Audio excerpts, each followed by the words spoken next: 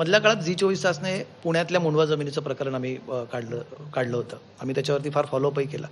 आम्हाला असं वाटलं होतं की एक जबाबदार माध्यम म्हणून आम्ही एक मोठ्या बातमीला लोकांच्या समोर आणलंय. मोठ्या प्रमाणात गैरव्यवहार तिथे दिसतोय. राजकीय पक्ष, विरोधी पक्ष, एक जबाबदार विरोधी पक्ष त्यात विरोधी पक्ष म्हणून बोलेल.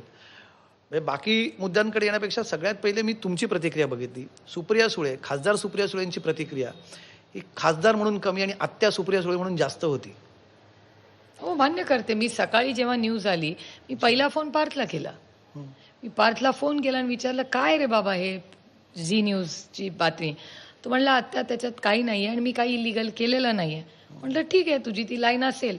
तर मी सकाळी त्या माध्यमांशी बोलले की कारण का त्यांनी जे मला सांगितलं ते मी सकाळच्या माध्यमांमधून सांगितलं. मग दुपारपर्यंत आणि नवीन डॉक्युमेंट्स आले आणि माझं एवढंच म्हणणं आहे की जे काय व्हावं ते पारदर्शकपणे त्याची इन्क्वायरी व्हावी.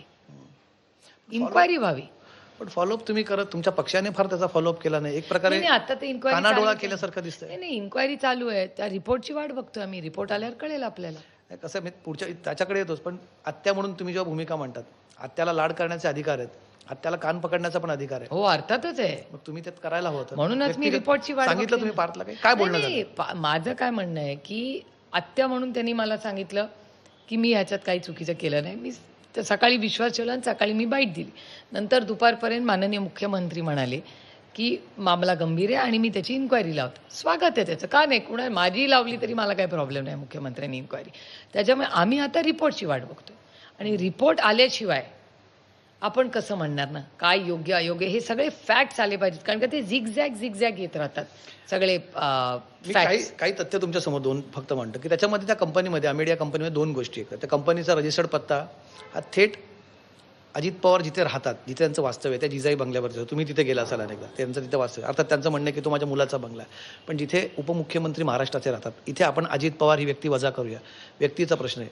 महाराष्ट्राच्या उपमुख्यमंत्र्यांच्या घरातून एक कंपनी चालते, त्याच्यातून असे गैरव्यवहार केले जातात. विरोधी पक्षाला मुद्दाच वाटत नाही. चला मला अजून हा विरोधी पक्षाचा विषयच नाहीये. माझं म्हणणं हा विरोधात म्हणजे हा मुद्दाच आहे. म्हणजे तुम्ही तर पुढे जाऊन म्हणताय विरोधी पक्ष. माझं म्हणणं प्रशासन काय करते. प्रशासनाने पारदर्शकपणे आम्हाला काय खरं आणि काय खोटं सांगितलं पाहिजे ना. जे डिपार्टमेंट आहे, कंपनी अफेअर्सचं डिपार्टमेंट आहे ना, भारत सरकारचं एवढं ऍक्टिव्ह डिपार्टमेंट आहे. आयपॅकवर काल त्यांनी रेड केली. जेव्हा आयपॅकवर तुम्ही रेड केला की ममता दिदींना तिथे जावं लागतं. दुसरीकडे सत्तेमध्ये असलेल्या मंत्र्याच्या घरी कॅश सापडते आणि कोणी एक शब्द विचारत पण नाही. माझं म्हणणं आहे की कंपनी सेक्रेटरी आणि कंपनी जे असते त्याचं एक वेबसाईट आहे. तर त्या वेबसाईटवर कंपनी लॉच्या नियम कायद्याने आम्हाला सांगितलं पाहिजे की हे लीगल आहे का इलिगल आहे. आणि मला असं वाटतं की डिपार्टमेंटनी जे कागदपत्र केले, म्हणजे तुमच्या चॅनलवर मी पाहिलेली जी काही माहिती आहे, त्या डिपार्टमेंटनी आम्हाला सांगितलं पाहिजे ना की काय खरं आणि काय खोटं. पण इन्क्वायरी होण्यासाठी गुन्हा तर दाखल झाला पाहिजे. कंपनीतल्या 99% भागीदारावरती गुन्हा दाखल होत नाही. 1% भागीदार, ते पण तुमच्याच नात्यात असतील दुरून, जे दिग्विजय पाटील आहेत, त्यांच्यावरती गुन्हा दाखल होतो आणि पार्थ पवार साधा गुन्हाही दाखल होत नाही. हे त्यांना प्रोटेक्शन, तुम्ही म्हणतात सरकारने रिपोर्ट द्या, पण सरकारच प्रोटेक्ट करते अशी भूमिका आहे ना. पण मग ह्याचं उत्तर तुम्ही मला विचारायच्या ऐवजी सरकारला विचारलं पाहिजे. कारण का सरकारची पॉलिसी काय. तुम्ही मुद्दा लावून धरणार का, गुन्हा दाखल करा, तुमचा पक्ष लावून धरणार? माझं म्हणणं आहे की मी त्या इन्क्वायरीचं 30 दिवसात रिपोर्ट येणार होता. 30 दिवसात मला अपेक्षित होतं की 30 दिवसात आम्ही त्याच्यावर आमच्या पक्षाची काय स्टँड आहे ते क्लिअर करू, जेव्हा आमच्याकडे फॅक्च्युअल सगळे डॉक्युमेंट्स येतील. मी त्या रिपोर्टची वाट बघते. कारण का तेव्हाच खरं कळेल ना की काय झालं आणि काय नाही झालं. आणि माझा प्रश्न वारंवार माझ्या मनात एक येतो की महाराष्ट्र सरकारने या परमिशन्स दिल्या कशा. हा एक मोठा प्रश्न आहेच ना. बिलकुल आहे. आणि त्या डिपार्टमेंट काय करते, त्या डिपार्टमेंटच्या मंत्र्यांनी उत्तर दिलं पाहिजे ना. त्यांना आम्ही प्रश्न विचारलेच आहेत. पण एक जी येतं ना की कोण उपमुख्यमंत्र्यांच्या मुलाला नाही म्हणणार आहे तिथे, ते पालकमंत्री आहेत त्या जिल्ह्याचे. नाही, असं होत नाही. अहो, आमच्या काळामध्ये युपीएचं सरकार होतं, राजा आमचे मंत्री होते, सगळीकडे आमचं सरकार होतं. राजांनी राजीनामा दिलाच होता ना, राजांनी, तुम्हाला आठवत असेल. पण त्यांनी राजीनामा दिला म्हणून चौकशी झाली पुढे. इथे अजित पवारांच्या राजीनाम्याची मागणी होऊन सुद्धा अजित पवार राजीनामा देत नाही. आमच्याकडे जेपीसी झाली, आमची जेपीसी पण झाली. जेपीसी किती मोठी गोष्ट आहे. त्यामुळे टेलिकॉम ज्यावेळेस आमचं सरकार होतं तेव्हा जेपीसी झाली होती, तशीच ही इन्क्वायरी सुरू झालेली आहे.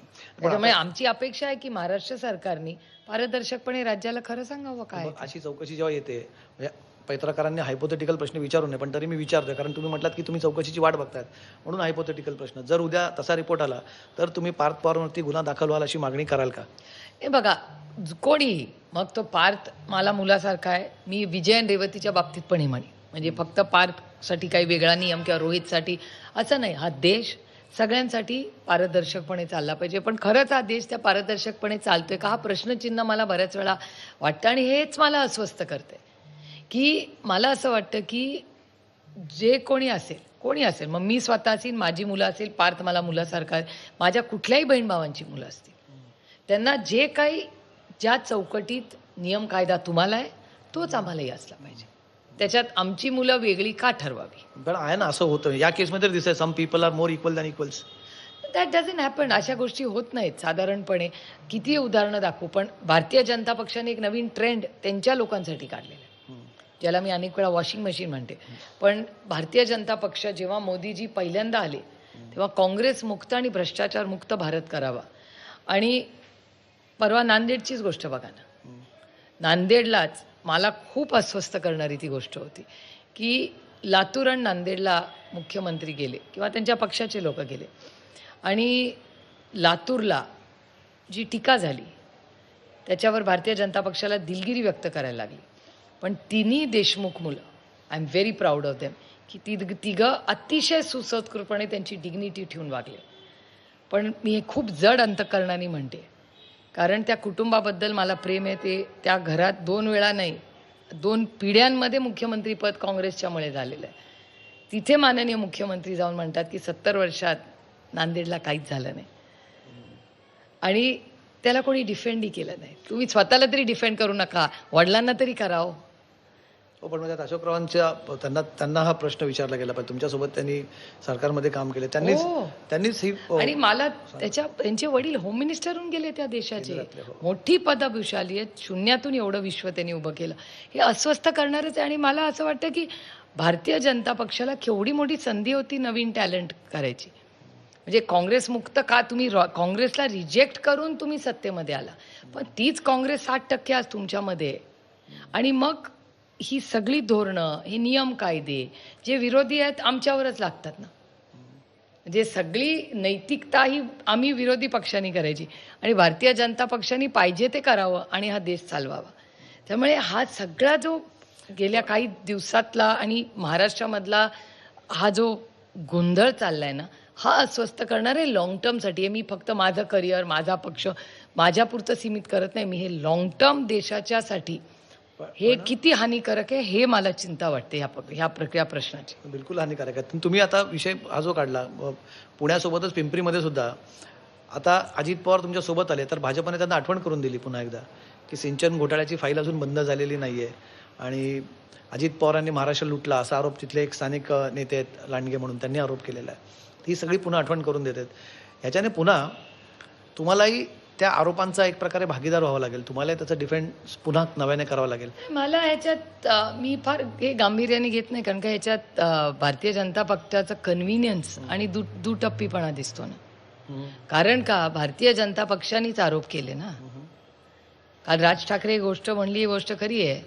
राज ठाकरे त्यांच्या इंटरव्ह्यूमध्ये ह्याच्याबद्दल बोलले की एवढा आरोप तुम्ही केले, पण आज तुम्ही एकत्र जात ना, म्हणजे सत्तेसाठी तुम्ही कुठलाही कॉम्प्रोमाइज करायला तयार आहे. मग मान्य तरी करा की जे आरोप केले ते खोटे होते. त्याच्यामुळे आता रॉंग बॉक्समध्ये आम्ही कोणीच नाही, रॉंग बॉक्समध्ये भारतीय जनता पक्ष आहे. कारण का भारतीय जनता पक्ष party with a difference, largest party in the world, हे जे ते सगळं बोलतात ना, याचं आत्मचिंतन त्यांनी करायची वेळ आहे. कारण का हे लॉंग टर्मला देशाच्या, कधीतरी माझ्या देशाचा आणि राज्याचा विचार करावा. फक्त तुमची सत्ता येणे आणि त्याच्यासाठी सत्तेमध्ये बसण्यासाठी हे तुम्ही कॉम्प्रोमाइजेस करता, हे कुठेतरी आणि कधीतरी थांबलं पाहिजे. सुप्रियाजी, कसं होतं म्हणजे मधल्या काळात ज्या काही घटना घडतात, एक झाला पॉलिटिकल मुद्दा झाला, राष्ट्रवादी काँग्रेस पक्ष विशेष करून तुम्ही आणि शरद पवारांचं ज्या प्रकारे राजकारण राहिलेलं आहे, तुम्ही फक्त राजकारणापेक्षाही इतर क्षेत्रांमध्येही अस्तित्व ठेवण्याचा एक प्रयत्न केलेला आहे. सामाजिक असेल, साहित्य असेल, अशा अनेक गोष्टींमध्ये तुमचा परिवार त्यात राहिलेला आहे. पण राजकीय गोष्टींचे परिणाम, जसं मगाशी मी परत म्हटलं की ट्रिकल डाऊन इफेक्ट असतो, त्याचा सगळीकडे परिणाम